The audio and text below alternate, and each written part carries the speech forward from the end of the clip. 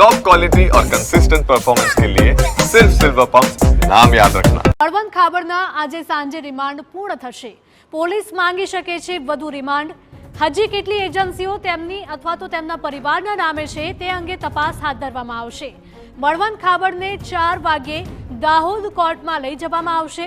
બળવંત ખાબડ 7 દિવસના રિમાન્ડ ઉપર હતો। તો દાહોદમાં થયેલા મનરેગા કૌભાંડનો મામલો, જે મામલે પોલીસ દ્વારા સઘન તપાસ કરવામાં આવી રહી છે। મંત્રી બચુ ખાબડના પુત્ર બળવંત ખાબડના આજે સાંજે રિમાન્ડ પૂર્ણ થશે। તો પોલીસ હજુ પણ વધારે રિમાન્ડ માંગી શકે તેવી શક્યતાઓ છે।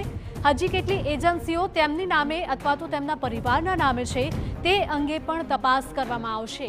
આ અગાઉ ભૂતકાળમાં કોઈ કૌભાંડ આચરવામાં આવ્યા છે કે કેમ તે મુદ્દે પણ તપાસ કરવામાં આવશે। બળવંત ખાબડને 4 વાગ્યે દાહોદ કોર્ટમાં લઈ જવાશે।